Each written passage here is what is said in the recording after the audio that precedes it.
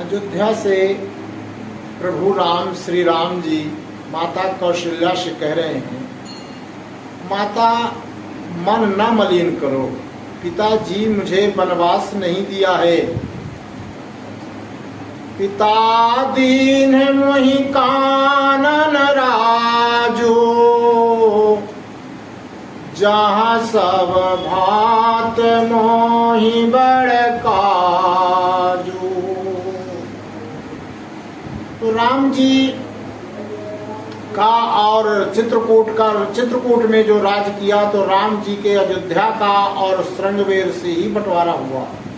अयोध्या का चित्रकूट का बंटवारा श्रृंगवेर से हुआ, क्योंकि हमारे राम जी का उद्देश्य है कि भैया जाओ अनीत कछु भाखम भाई, ताव बर जहु मोहि भय बिसराई। और उनका पहला नागरिक श्रृंगवेरपुर में केवट ही मिला। निषाद राज सखा उनके सखा थे, 3 सखा थे प्रभु के, साधक, सिद्ध, विषयी।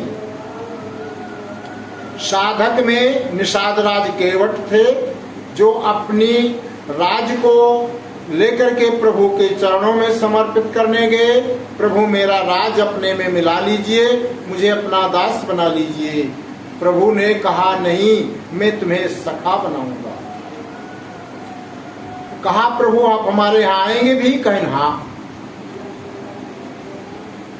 उस निषाद राज की नगरी में एक केवट रहता था। निषाद राज एक दिन शिकार खेलने गए, तो वहां वो जंगल में भटक गए, भुलनी नाप गए, जिससे अपने सेना से बिछुड़ गए और रास्ता का, दिशा का ज्ञान न रह गया।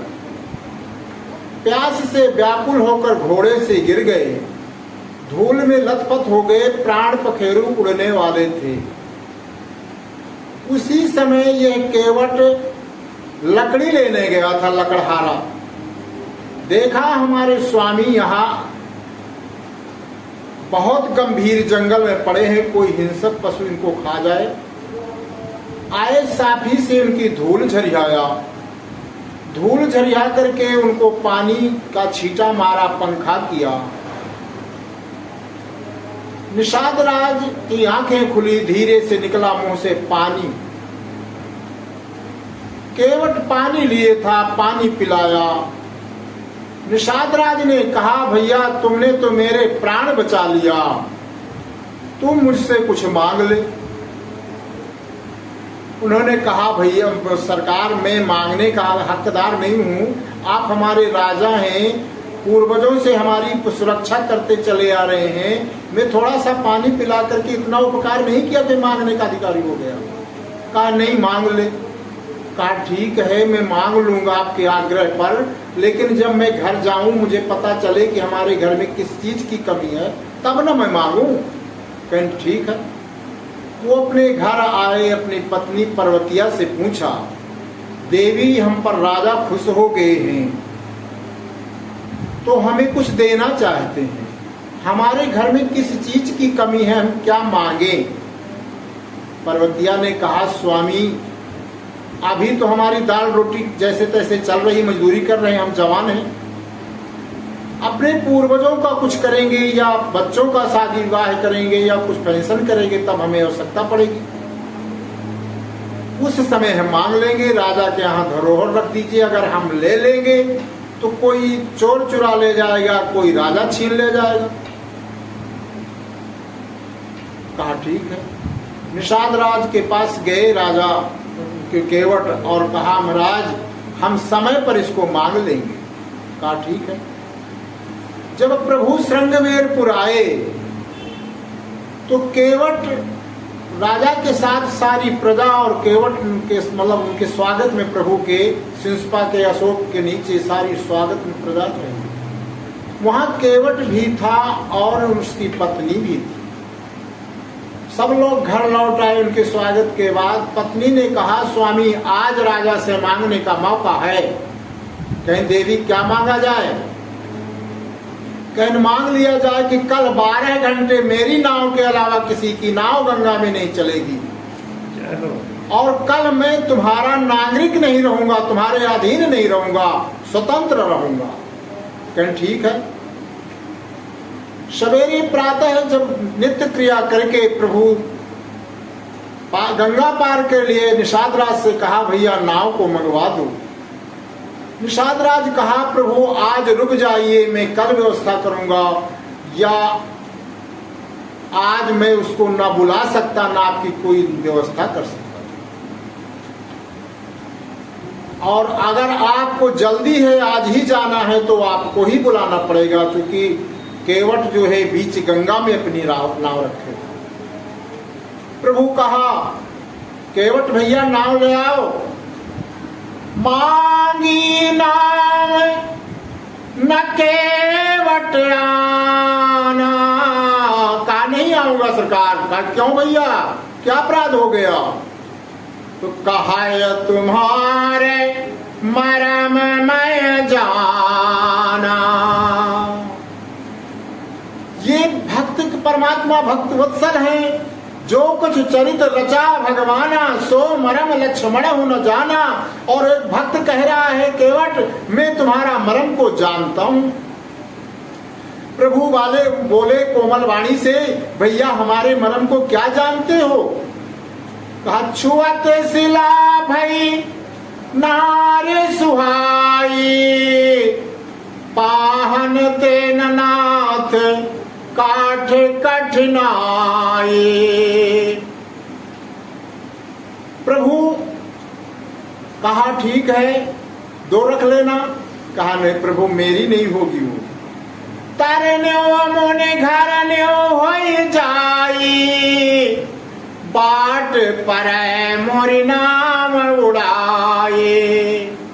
कहा तो किसी ऋषि का उपकार हो जाएगा? कहा हाँ प्रभु, अगर अपने पास ज्यादा इष्टा हो, बाजा दादा से एक यही नाव चली आ रही है, तो मैं इस पर यही प्रतिपालो सब परिवारों, नहीं जानो कछुआर कबारो। तरन्यो मुनि घरन्यो हो जाई, बाट पर मोर नाम उड़ाई। लक्ष्मण जी अपना तीर संभालने लगे। तब केवट बोला, प्रभु मोहि राम राउर आने दशरथ शपथ, सब साच कहा। मुझे राम जी आपकी सौगंध है, और आपको महाराज दशरथ की आन है। महाराज दशरथ तड़प रहे हैं धर्म के पीछे, ना आपके साथ सेना लगा सके, ना स्वयं आ सके, और तड़प रहे हैं, धर्म को नहीं तोड़े। और आपके भैया लक्ष्मण राजा की हस्ती से बाण संभाल रहे हैं। तो बरुमारहु लखन तीर, पर जब लग चरण न पखारी हो। तुलसीदास के नाथ प्रभु, तब तक पार न उतारी हो। तो प्रभु बोले, सोई कर जही तव नाम न जाई। केवट कहा, प्रभु मैं नहीं पढ़े हूं, आप मुझे सीधे से चरण पखारने के लिए कहिए।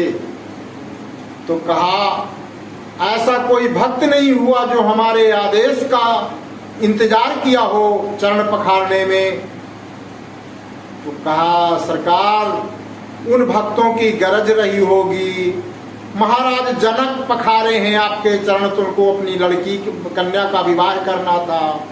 भक्त जो आपके चरण धोते हैं उनका कुछ स्वार्थ रहा होगा।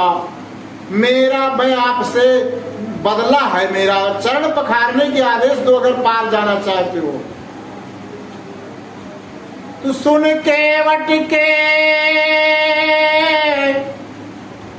प्रेम लपेटे अटपटे बैन, अच्युत जानकी लखन तन बोले करुणायन। हे केवट, अब लक्ष्मण जी और सीता जी एक एक चरण को बांट रखा था। एक सीता जी का है, एक लक्ष्मण जी का है। प्रमाण इसका कहा है? हनुमान जी से सीता जी कह रही हैं, अनुज समेत गयो प्रभु चरना, दीन बंधु प्रणतारत हरना। हे हनुमान, तुम जो है भैया मेरे ही चरण को न मनाना, लक्ष्मण जी से अनुज से कहना मेरी प्रार्थना वो भी अपने चरण को मनाएंगे, क्योंकि परमात्मा अपने अपराध को भूल जाते हैं लेकिन भक्त के अपराध को नहीं भूलते। मैंने भक्त का अपराध किया है लक्ष्मण का, मरा में बचन जब सीता बोला, हर प्रेरित लक्ष्मण मन डोला। इसलिए परमात्मा हनुमान जी से कह रहे हैं, भैया दोनों चरणों की वंदना करना, मेरे और अनुज के भी चरण को, और अनुज को कहना वो अपने चरण की वंदना करेंगे, माफी मांगेंगे। तो वही आज लक्ष्मण जी की ओर, जानकी की ओर इशारा करके कह रहे हैं, तुम एक एक चरण बांटे हो, ये दोनों चरण मांग रहा है और कह रहा है, प्रभु मैं पखारूंगा और जमीन पर नहीं रखने दूंगा, नहीं कचड़ा लग जाएगा। अगर कचड़ा तुम्हारे पैर में रहेगा, मुझे आंखों से नहीं दिखाई देगा, तो मैं जीभ से चाटूंगा ताकि मैं महीन कचड़े को पकड़ सकूं। और प्रभु मैं आपको गोदी में लेकर के ही नाव में बिठाऊंगा, पैर चलने नहीं दूंगा पृथ्वी पर। प्रभु ने कह दिया, ओ केवट जल्दी जल लाओ, चरण पखार लो, विलंब हो रहा है, हमें पार उतार दो। केवट कहा, ठहरो प्रभु आया। गया, घर गया, पर्वतिया से कहा, देवी काम हो गया। कहीं स्वामी काम हो गया तो कठे की कठौता ले चलना है। कहीं क्यों? कहीं इसलिए कि एक तो भाव इसका ये है कि नाव हमारी कठे की है, परीक्षा होगी तो कठे की कठौता सी हो जाएगी। दूसरी भाव यह है कि हम आटा लगाएंगे तो कठे में जल सोखने की क्षमता होती है, बहुत दिन तक हमको इसका रस मिलेगा। तीसरा भाव यह है कि जब आप पखारेंगे चरणों को तो प्रभु अगर पत्थर का कठौता होगा तो डगडगाएगा नहीं, और लकड़ी का कठौता डगडगाएगा, प्रभु गिरेंगे तो तुम अब बिना परिश्रम के तुम्हारे सर में हाथ रखेंगे, पकड़ेंगे तुम्हारा सर। ले आए पर्वतिया जी, जो है पानी डालने लगी, वो चरण पखारने लगे। चरण पखार करके चरणामृत रख लिया, भगवान को गोदी में उठा करके बिठा दिया नाव में और कहा, प्रभु कुछ पढ़े हो? तो कहा कि अब ये लक्ष्मण जी कहा, ये क्या इंटरव्यू होने लगा? कहा चुप रहिए प्रभु, बड़े सरकार से मैं पूछ रहा हूँ।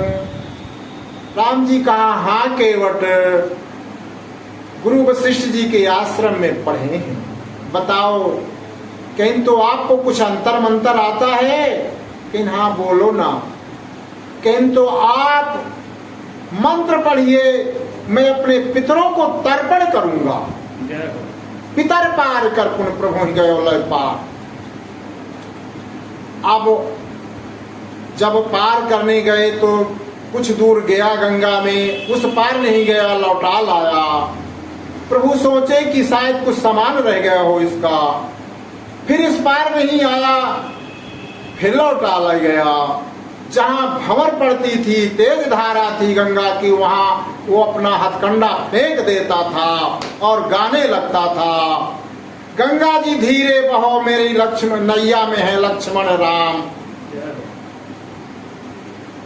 राम जी कहा, वैसे तो माता मेरी उद्भव स्थित संहार कारणीम क्लेश हारणीम सर्वश्रेष्ठ करीम सीताम न तो हम राम वल्लभाम, लेकिन आज मर्यादा नारी के नाते सीता जी डरी दिखाई दे रही हैं। राम जी कहा, भैया केवट भैया क्या करोगे? सीता जी डर रही हैं। केवट ने कहा, जब 84 लाख योनियों में आप जीव को भ्रमित करते हैं, घुमाते हैं, तो जीव को डर नहीं लगता।